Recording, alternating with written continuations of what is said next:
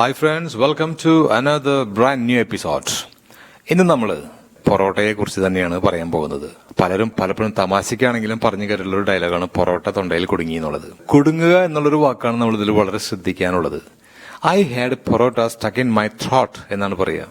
Stuck in, അതായത് stick in എന്നാണ് അതിന്റെ കറക്റ്റ് പ്രയോഗം. അതിനെ പാസ്റ്റിൽ പറഞ്ഞപ്പോൾ I had parotta stuck in എന്ന് പറയുന്നത് മാത്രമേ ഉള്ളൂ. Stuck in my throat. So you can neither swallow it nor spit it out. അത് വിഴുങ്ങാനും സാധിക്കുന്നില്ല, പുറത്തേക്ക് തുപ്പിക്കളയാനും സാധിക്കുന്നില്ല. അവിടെ ഇവിടെ അല്ലാത്തൊരു അവസ്ഥയാണ്. അതാണല്ലോ ഈ സ്റ്റക്ക് എന്ന് പറയുന്നത്. Parotta got stuck in or I had parotta stuck in my throat.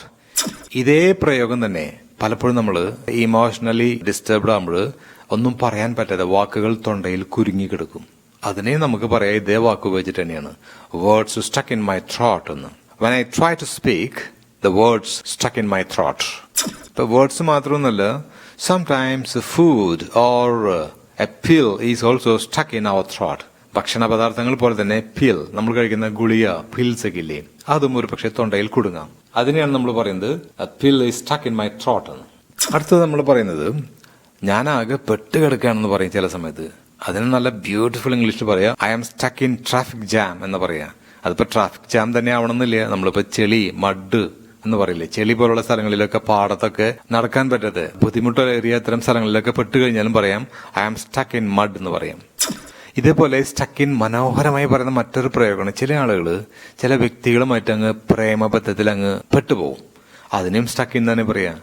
ഒരു ലേഡി പറയുന്ന ഒരു സംഗതിയാണ്, പുതിയതായിട്ട് വന്നിട്ടുള്ള സെയിൽസ്മാനിൽ ഞാൻ ആകെ കുടുങ്ങി കിടക്കുകയാണെന്ന് പറയും. അതാണ് I am stuck in our new salesman എന്ന് പറയാം, സ്റ്റക്ക് ഇൻ. ഇനി നമ്മൾ സ്റ്റിക്ക് എന്ന വാക്കിന്റെ മറ്റൊരു പ്രയോഗമാണ്. ഇപ്പൊ നാക്കൊക്കെ പുറത്തേക്ക് നീട്ടാൻ പറയും. ട്രീറ്റ്മെന്റ് ഒക്കെ പോകുന്ന സമയത്ത് ഡോക്ടേഴ്സ് പറയും അതിനെ പറയാ സ്റ്റിക്ക് ഔട്ട് യുവർ ടങ് എന്നാണ്. Stick out your tongue. അതുപോലെ ടങ് വെച്ചിട്ട് മറ്റൊരു ബ്യൂട്ടിഫുൾ പ്രയോഗമാണ്. ചില ആളുകൾ എന്തെങ്കിലുമൊക്കെ പറയാനായിട്ട് ഇങ്ങനെ വരും, പക്ഷേ എന്ത് കാരണം കൊണ്ടായിക്കോട്ടെ അത് പറയാൻ പറ്റാതെ അതിങ്ങനെ കടിച്ചൊതുക്കി നിൽക്കുന്ന ഒരു അവസ്ഥയുണ്ട്. അതിനാണ് നമ്മൾ പറയാം ബൈറ്റ് യുവർ ടങ് എന്ന്. I bit my tongue. Actually I wanted to say this. എനിക്കിത് പറയണമെന്ന് ആഗ്രഹം ഉണ്ടായിരുന്നു, but I bit my tongue. പക്ഷെ ഞാനത് കടിച്ചൊതുക്കി നിന്നു. I bit my tongue. ഇതേപോലെ ചില സംഗതികൾ ഒരിക്കലും മറക്കാൻ പറ്റാത്ത വിധം മനസ്സിലിങ്ങനെ ഉണർന്ന് ഊർജ്ജസ്വലമായി നിൽക്കും. അതിനാണ് നമ്മൾ പറയാ ചില ആളുകളുടെ വാക്കുകൾ നമുക്ക് ഒരിക്കലും മറക്കാൻ സാധിക്കില്ല. അപ്പോൾ അത്തരം വാക്കുകളെ കുറിച്ച് പറയുന്ന ഒരു എക്സാമ്പിളാണ് her words stuck in my mind. അതെന്റെ മനസ്സിലങ്ങ് ശരിക്കും അങ്ങ് പതിഞ്ഞു, ഒട്ടിപ്പിടിച്ചു, അതൊരിക്കലും മായില്ല. അത്രയും ശക്തമായിട്ട് എന്റെ മനസ്സിൽ തെളിഞ്ഞു കിടക്കുകയാണെന്ന് പറയും. Her words stuck in my mind എന്ന് പറയും. ഇതുപോലെ ചില പണ്ടത്തേക്കുള്ള ചില ഓർമ്മകൾ, ചില മധുരസ്മരണകൾ ഇപ്പോഴും എന്റെ മനസ്സിലുണ്ട്, ഒരിക്കലും പോവാതെ പച്ച പിടിച്ച് നിൽക്കുന്നുണ്ടെന്നൊക്കെ പറയുമ്പോഴും ഇതേ സ്റ്റിക്ക് ഇൻ എന്നുള്ള പ്രയോഗം തന്നെ പറയുക. That LKG incident still sticks in my mind എന്ന് പറയും. ചില ആൾക്കാർ പണ്ടത്തെ ചില സംഗതികളെ ഓർത്തെടുത്തുകൊണ്ട് it still sticks in my mind.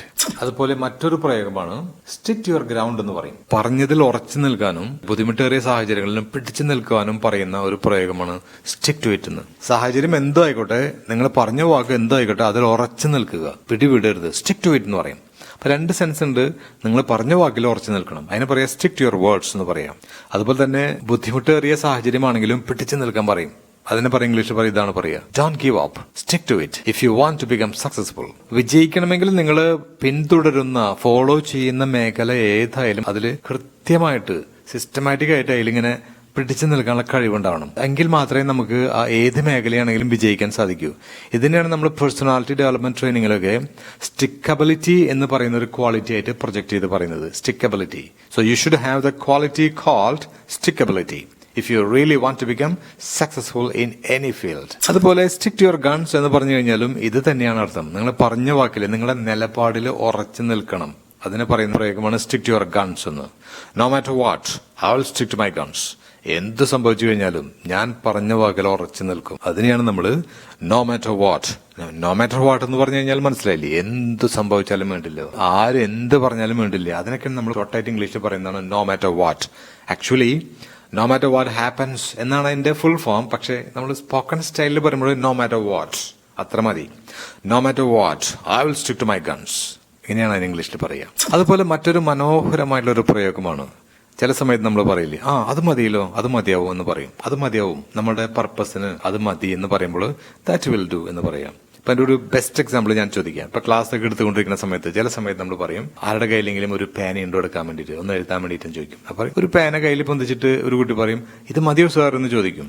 Will this do sir എന്ന് പറയാം. ഇത് മതിയാവുമോ? Will this do? യാ അത് മതി. യെസ് ദാറ്റ് വിൽ ഡു എന്ന് പറയും. ഒരു കഷ്ണം പേപ്പർ ആണെങ്കിൽ എങ്ങനെ ചോദിക്കുക? I need a piece of paper എന്ന് ചോദിച്ചു കഴിഞ്ഞാൽ ഒരു കഷ്ണം പേപ്പർ കീറിയെടുത്തുകൊണ്ട് ഇതേപോലെ കുട്ടികൾ ചോദിക്കും വിൽ ദിസ് ഡു? ഇത് മതിയാവോ? അപ്പൊ തീർച്ചയായിട്ടും മതിയാവുന്നുണ്ടെങ്കിൽ അങ്ങനെ പറയാം യാ ദാറ്റ് വിൽ ഡു. അത് പോരെങ്കിൽ എന്ന് പറയും no that won't do. I need a bigger piece of paper എന്ന് പറയും. അതിപ്പോ ജോലിക്കാരാണെങ്കിലും പറയും I need a helper, I need a new assistant എന്നൊക്കെ പറയുമ്പോൾ പറയും ഗ്രാജുവേറ്റ് മതിയാവോ എന്ന് ചോദിക്കും ചില ആൾക്കാർ. അപ്പൊ വിൽ എ ഗ്രാജുവേറ്റ് ടു? അപ്പൊ no no no graduate won't do. Graduate ശരിയാവില്ലേ? I need at least a PG. ഒരു PG ഉള്ള ഒരാളെങ്കിലും വേണം. അപ്പൊ ഗ്രാജുവേഷൻ ശരിയാവില്ല മതിയാവില്ല എന്നങ്ങനെ പറഞ്ഞ് എ ഗ്രാജുവേറ്റ് വോണ്ട് ഡു. അത് മതിയാവുന്നുണ്ടെങ്കിലോ yeah of course a graduate will do. Yeah that will do എന്ന് പറഞ്ഞാൽ മതി.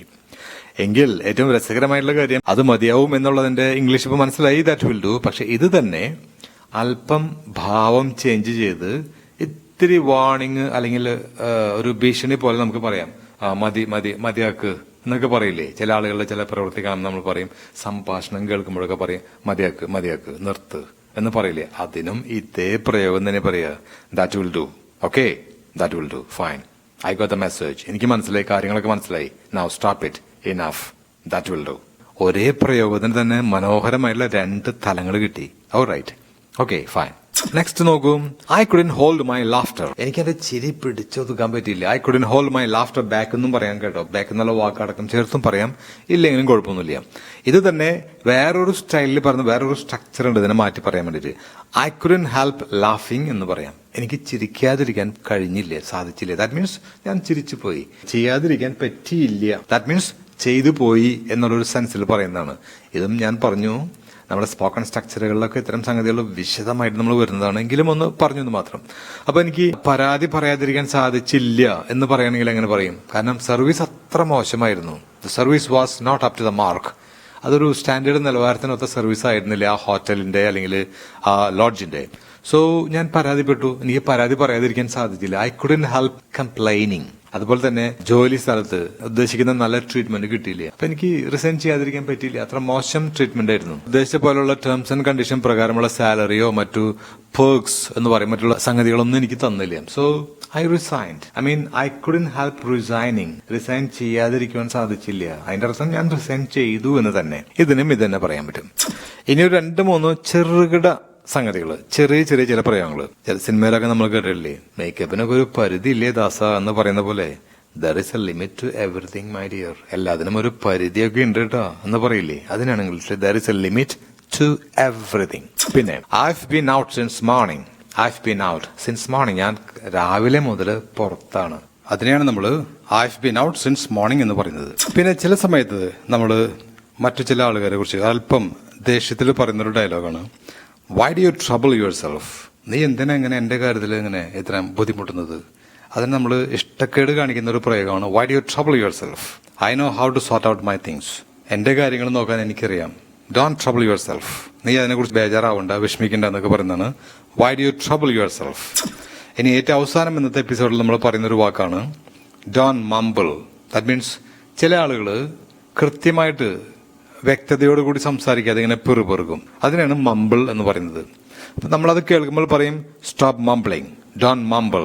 Okay, speak clearly if you want. If you want to say something do it clearly. Clear ആയിട്ട് സംസാരിക്കാൻ പറയും. അപ്പൊ ചുരുക്കി പറയുകയാണെങ്കിൽ എന്താ പറയാ, don't mumble. Okay friends, so that's all for the day. Will meet again in the next episode. Till then, bye by.